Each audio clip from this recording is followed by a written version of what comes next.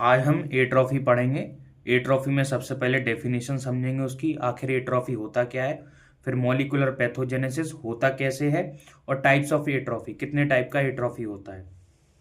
तो एट्रॉफी का मतलब होता है कि सेल का या तो नंबर कम हो जाना या साइज कम हो जाना। लोग समझते केवल एट्रॉफी में साइज कम होता है सेल का, लेकिन नहीं, सेल का नंबर भी कम होता है और सेल का साइज भी। तो डेफिनेशन क्या है? Reduction of the number and size of parenchymal cells of an organ और इट्स पार्ट। देखो, अगर सेल का साइज कम हो रहा, नंबर कम हो रहा, तो उस सेल से जो ऑर्गन बना हुआ है या टिश्यू बना हुआ है, तो उसका भी साइज अपने आप कम हो जाएगा। तो smaller than normal but are still viable. इसका मतलब ये है कि जो सेल है वो पहले नॉर्मल साइज से थोड़ा कम हो जाता है, लेकिन वायबल रहता है। वायबल मतलब जिंदा रहता है, खराब नहीं होता, मरता नहीं है। No cell death, cell death नहीं होती उसमें।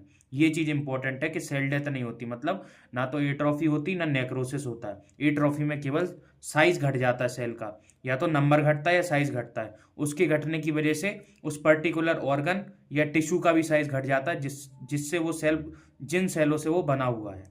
अब होता क्यों है मॉलिक्यूलर पैथोजेनेसिस?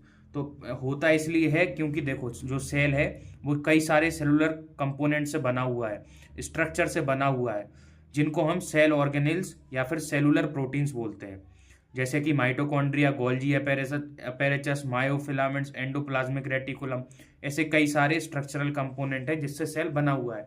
अगर उनका नंबर कम हो जाएगा तो सेल का भी नंबर अपने आप कम हो जाएगा, सेल का साइज भी कम हो जाएगा।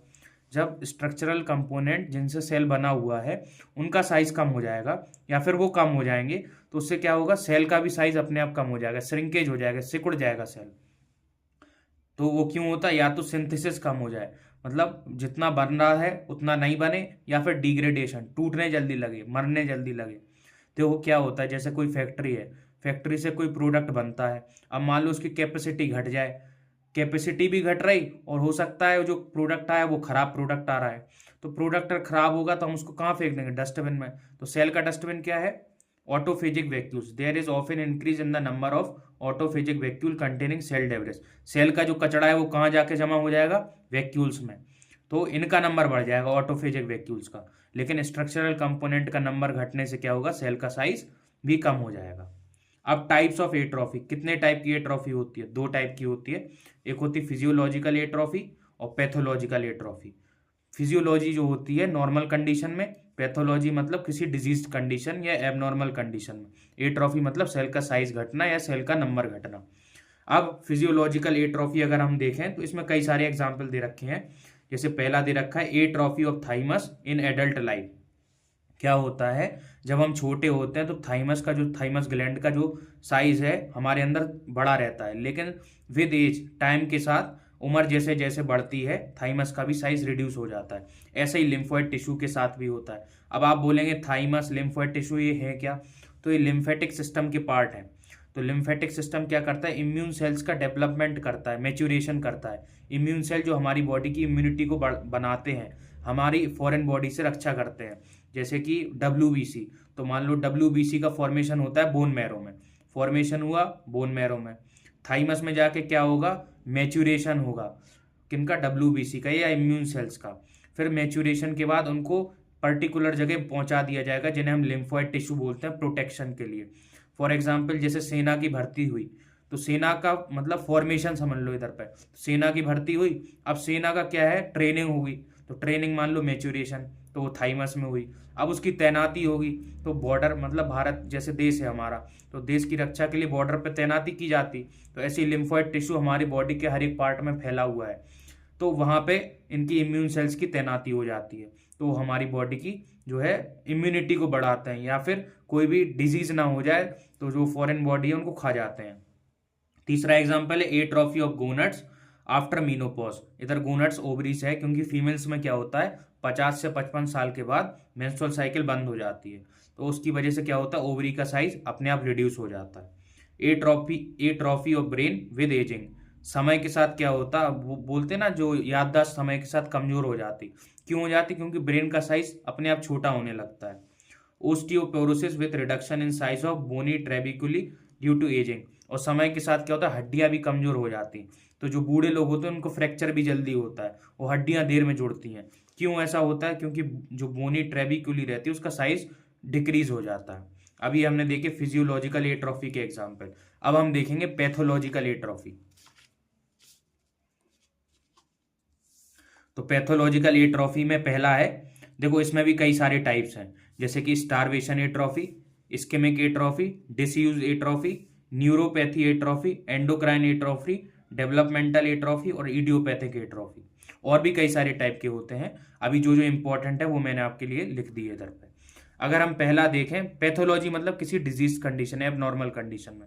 पहला है स्टारवेशन एट्रोफी। स्टारवेशन मतलब भूखमरी, खाना ना मिलने की वजह से। तो अगर बॉडी को जब खाना नहीं मिलता है तो सबसे पहले क्या करती है बॉडी, जो हमारी बॉडी में स्टोर कार्बोहाइड्रेट है उनको खाती है। फिर उसके बाद फैट जो स्टोर्ड है बॉडी में, फैट का यूटिलाइजेशन होता है। जब फैट खत्म हो जाता है तो बॉडी प्रोटीन को खाने लगती है। तो उसके खाने की वजह से क्या होगा, शरीर में कमजोरी आ जाएगी, शरीर बिल्कुल पतला हो जाएगा। There is general weakness, emaciation and anaemia. Haemoglobin भी कम हो जाएगा, refer to as cachexia. Cachexia, इस कंडीशन को क्या बोला, कैकेक्सिया। जब खाना नहीं मिले या भूखमरी हो जाए तो उस समय क्या होता, बॉडी बहुत कमजोर हो जाती, ब्लड भी बहुत कम हो जाता, हीमोग्लोबिन का लेवल कम हो जाता। उस कंडीशन को कैकेक्सिया बोला जाता है। और ये ज़्यादातर कैंसर पेशेंट में या फिर सीवियरली इल पेशेंट, बहुत कमजोर लोगों में देखा जाता है। अब दूसरा टाइप का होता है इस्केमिक एट्रोफी। इस्केमिक एट्रोफी मतलब क्या है, मतलब जो चीज़ ऑर्गन को मिलनी चाहिए वो सही से मिल नहीं पा रही। फॉर एग्जाम्पल, जैसे इधर एग्जाम्पल दे रखा है, small atrophic kidney in atherosclerosis of renal artery. ये किडनी है, एक टिश्यू से बना हुआ एक ऑर्गन है। अब इसको क्या है, ब्लड की जरूरत है टिश्यू को। क्यों जरूरत है, क्योंकि उसे ऑक्सीजन चाहिए, बिना ऑक्सीजन के कोई जिंदा नहीं रह सकता कोई भी ऑर्गन। तो रीनल आर्टरी के थ्रू ब्लड आता है, ऑक्सीजनेटेड ब्लड आता है, किडनी उसको यूटिलाइज करती है और रीनल वेन के थ्रू छोड़ देती है। लेकिन क्या है, रीनल आर्टरी में अगर स्टीनोसिस हो जाए, नैरो हो जाए, सक्रिय हो जाए, तो ब्लड फ्लो क्या है, कम हो जाएगा। ब्लड फ्लो कम हो जाएगा तो किडनी को जो चीज़ मिलनी चाहिए, जो न्यूट्रिशन मिलनी चाहिए, ऑक्सीजन मिलनी चाहिए, वो उतना नहीं मिलेगा। तो किडनी का साइज जो है अपने आप कम हो जाएगा, तो उसमें एट्रोफी हो जाएगी, सेल का नंबर और सेल का साइज डिक्रीज होने लगेगा किडनी के। फिर तीसरा है डिसयूज एट्रोफी। नाम से समझ आ रहा है, यूज नहीं करेंगे तो खराब हो जाएगा या कमजोर हो जाएगा, कम हो जाएगा।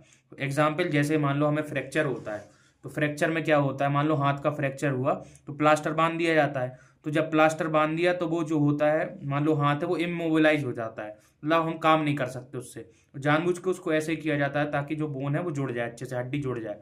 अब जब काम नहीं करेगा, इमोबिलाइज हो जाएगा, तो मसल्स अपना काम करना भूल गई, तो मसल्स जो है उनमें वास्टिंग हो जाएगी, मतलब कमजोरी हो जाएगी। और जब आप प्लास्टर कटता है तो आप देखना, जो हाथ आपको मान लो राइट साइड का फ्रैक्चर हुआ था, तो लेफ्ट साइड से वो आधा हो जाएगा आपका हाथ, मसल्स बिल्कुल कमजोर हो जाएगा हाथ। तो ये देखने को मिलता है जब फ्रैक्चर होता है। फिर दूसरा एग्जांपल है atrophy of the pancreas in obstruction of pancreatic duct. जब पेनक्रियास से जब पेनक्रियाटिक डक्ट जाती है पेनक्रियाटिक जूस को लेकर के, अगर उसमें ऑब्स्ट्रक्शन आता है, प्रॉब्लम आती है वहां से, तो फिर उसमें प्रॉब्लम आ जाती है। ऑब्स्ट्रक्शन मतलब जाने आने का रास्ता बंद हो जाता है, तो पेनक्रियास का भी साइज डिक्रीज हो जाता है। क्यों हो जाता है, वो इसलिए हो जाता है, मान लो वो अब जब ज़्यादा जा नहीं पा रही तो पेनक्रियास समझेगा कि ज़्यादा ज़रूरत नहीं है, तो अपने आप वो साइज़ अपना डिक्रीज कर लेगा। दूसरा है न्यूरोपैथी एट्रोफी। न्यूरो मतलब न्यूरॉन से रिलेटेड, पैथी मतलब डिजीज कंडीशन। तो इसमें नर्व्स में प्रॉब्लम आती है। तो जैसे पोलियो के पेशेंट आपने देखे होंगे, पोलियो माइलेटिस के, उनमें क्या होता है, हाथ पैर जन्म से ही कमजोर रहते हैं। तो ये देखा जाता है पोलियो के पेशेंट में, इसे बोला न्यूरोपैथिक एट्रोफी। फिर होता है एंडोक्राइन एट्रोफी। एंडोक्राइन में क्या है, मतलब एग्जाम्पल पहले देखते हैं, हाइपोपिट्यूटरिज्म में lead to atrophy of thyroid, adrenal and gonads. जब पिट्यूटरी ग्लैंड जो है वो कंट्रोल करता है थायराइड को, एड्रिनल को, गोनड्स को। क्यों करता है, कैसे करता है, क्योंकि वो हार्मोन का सिक्रीशन करता है। वही हार्मोन जैसे TSH का किया, थायराइड स्टिमुलेटिंग हार्मोन, तो वो थायराइड पे काम करेगा।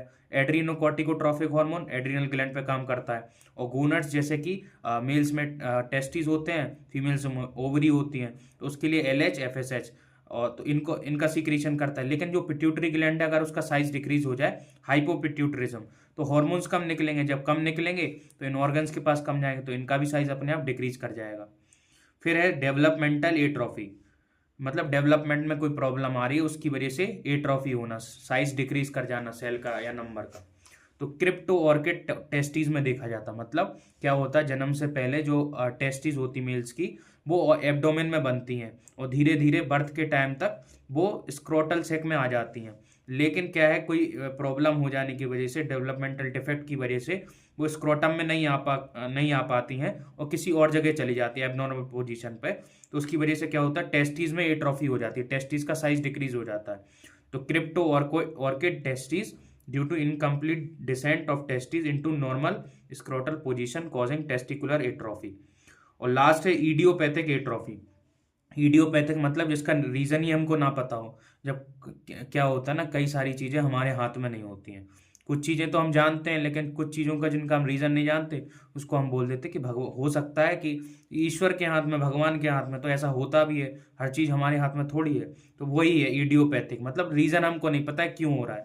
तो एग्जाम्पल है मायोपैथीज। मायो मतलब मसल, पैथी मतलब एबनॉर्मेलिटी। आज हमने एट्रोफी खत्म किया, इससे पहले हमने हाइपरट्रॉफी और हाइपरप्लेशिया पढ़ लिया था। अब अगली वाली वीडियो में हम मेटाप्लेशिया और डिस्प्लेशिया पढ़ेंगे। Thank you.